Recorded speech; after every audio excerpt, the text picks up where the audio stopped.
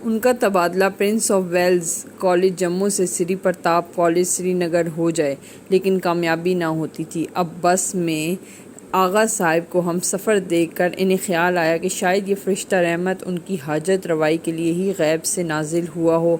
چنانچہ وہ بڑی محنت سے کھسک کر آغا صاحب کی سیٹ کے قریب سے قریب تر ہونے کی کوشش میں لگے ہوئے تھے۔ کچھ عجب نہیں کہ سری نگر تک پہنچتے پہنچتے وہ پارسی لڑکی سمیت آغا صاحب کو شیشے میں اتار بھی لیتے، کیونکہ کشمیری پنڈت کی شان یہ ہے کہ اسے کسی دفتر کی ادنا سے ادنا اسامی پر تعینات کر دیا جائے تو وہ دیمک کی طرح سارے عملے کو اندر ہی اندر چاٹ کر اوپر والی کرسی پر سر نکالتا ہے۔ لیکن کلینر نے انہیں پیچھے دھکیل کر سارے منصوبے پر پانی پھیر دیا۔ اب پنڈتانی تو بڑے اطمینان سے کانگڑی میں منہ ٹھوسے بیٹھی تھی اور پروفیسر صاحب بصد حسرت ویاس ان خوش قسمت مسافروں کا منہ تک رہے تھے جنہیں اب بھی آغا صاحب کی سیٹ کا قرب حاصل تھا۔ رام نگر سے ذرا آگے سکھ ڈرائیور نے بس کی رفتار احتراماً ہلکی کر دی، کیونکہ یہاں پر نشیب میں درختوں کے جھنڈ کے درمیان پنج پیر کی کہنہ اور بوسیدہ سی قبریں تھیں۔ کچھ مسافروں نے گردن جھکا کر پنج پیر کو سلام کیا۔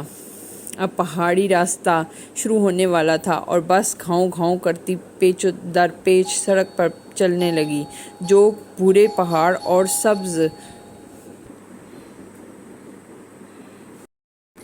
درختوں کے ساتھ کالے ربن کی طرح لپٹی ہوئی کبھی اوپر اٹھتی تھی، کبھی نیچے لڑکتی تھی اور کبھی بڑے بڑے بیضوی دائرے کاٹ کر نظر سے اوجھل ہو جاتی تھی۔ ایک طرف سنگلاخ چٹانیں ہی چٹانیں تھیں، دوسری طرف پرمہیب گہرائی ہی گہرائی۔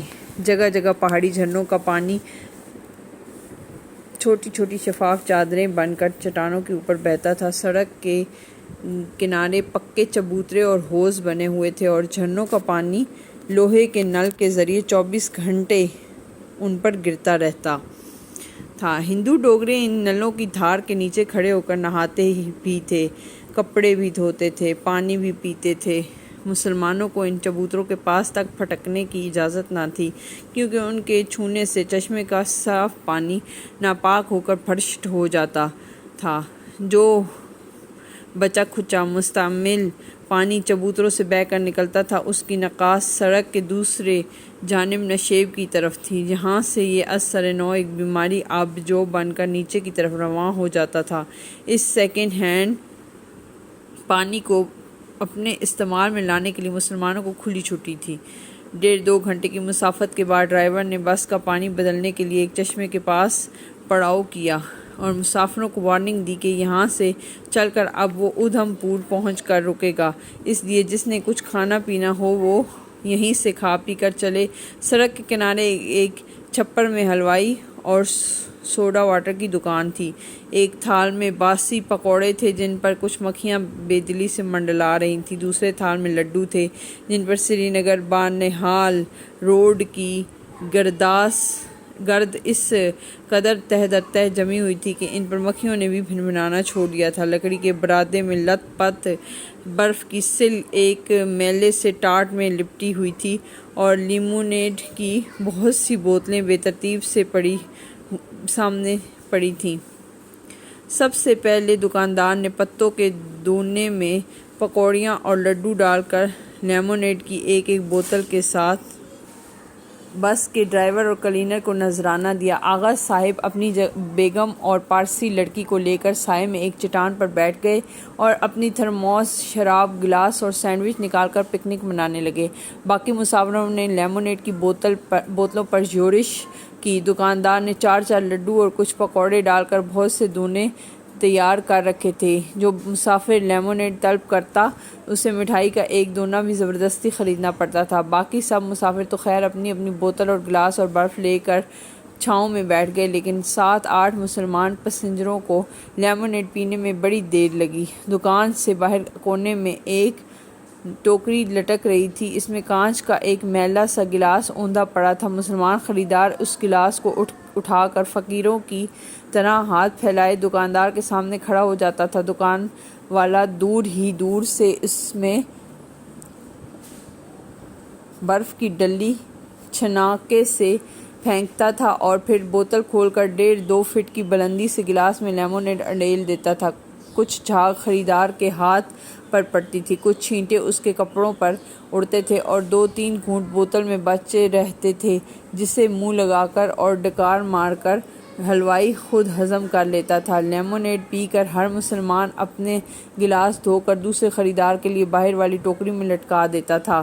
بس کا ڈرائیور زور زور سے ہارن بجا کر جلدی مچا رہا تھا، کلینر بھی بے صبری سے آوازیں دے رہا تھا۔ آغا صاحب الگ ناک منہ چڑھا رہے تھے، البتہ کشمیری پنڈت پروفیسر مطمئن بیٹھے تھے۔ انہوں نے حلوائی کی بھٹی سے پنڈتانی کی کانگڑی میں نئی راکھ مفت بھر لی تھی اور موقع پا کر آغا صاحب کے ساتھ اپنی گفتگو کی تمہید بھی باندھ لی تھی۔ کلینر سے ساز باز کر کے انہوں نے اپنی جگہ بدل لی تھی اور پنڈتانی کو پچھلی سیٹ پر اکیلے چھوڑ کر اب وہ آغا صاحب کے بالکل قریب آ بیٹھے تھے۔ بس دوبارہ روانہ ہوئی تو تازہ دم تھی، لیکن ڈرائیور کا موڈ بہت جلد خراب ہو گیا۔ سڑک پر تاحد نظر تیتر بتر انسانوں کی لائن ہی لائن لگی ہوئی تھی، میلے میلے، بھورے بھورے، پھٹے پرانے کپڑوں میں ملبوس خمیدہ کمر لوگ دور سے 2-3 من وزن پیٹھ پر اٹھائے رینگ رینگ کر چڑھائی چڑھ رہے تھے، جیسے دیوار پر چیونٹیوں کی بے ترتیب قطاریں چل رہی ہوں۔ انہوں نے خشک گھاس کے بنے ہوئے چپل پہنے ہوئے تھے اور ان کے تمتماتے ہوئے چہرے پسینے میں شرابور تھے۔ یہ کشمیری مسلمان کی قوم نجیب و چرب دست و تر دماغ کے نمائندے تھے، جنہیں عرف عام میں ہاتھو کہا جاتا تھا۔ موسم سرما کے شروع ہوتے ہی وہ اپنا فردوس سے بر روئے زمین چھوڑ کر پاپیادہ قافلہ در قافلہ پنجاب کے میدانوں میں اتر جاتے تھے۔ ان کی مائیں بہنیں اور بیٹیاں تو اپنے برف سے گھرے ہوئے چھوٹے چھوٹے چوبی گھروں میں ساری ساری رات کڑوا تیل جلا کر قالین بنتی تھیں، یا شال اور غالیچے کاٹتی تھیں، یا پھولدار نمدیں بناتی تھیں، یا اخروٹ کی لکڑی تراش تراش کر نازک نازک سگریٹ کیسوں، تپائیوں اور پھولدانوں پر نقش و نگار کھو دیتی تھیں، جنہیں مقامی ساہوکار اونے پونے داموں خرید کر سیاحوں کے ہاتھ بڑی بڑی قیمت پر بیچ ڈالتا تھا۔ سنسان راتوں میں برفانی ہوا کے جھکڑ درختوں اور دیواروں اور چٹانوں سے ٹکرا کر خوفناک چیخیں مارتے تھے۔ وقتاً فوقتاً برف کے بڑے بڑے تودے چھتوں سے گر کر سناٹے میں زلزلوں کا ارتعاش پیدا کرتے تھے۔ تیل کے چراغ گل ہو جاتے تھے، کانگڑیوں کی آگ سلگ سلگ کر راکھ ہو جاتی تھی، لیکن لکڑی کے چھوٹے چھوٹے کابکوں میں مبہوس بوڑھی اور جوان عورتوں کی فنکار انگلیاں اپنے کام میں لگاتار مصروف رہتی تھیں۔ دھڑکتے ہوئے دلوں سے وہ کبھی حضرت شاہ ہمدان کی حکایات میں مگن ہو جاتی تھیں، جنہوں نے وادی کشمیر میں اسلام کی شمع روشن کی تھی۔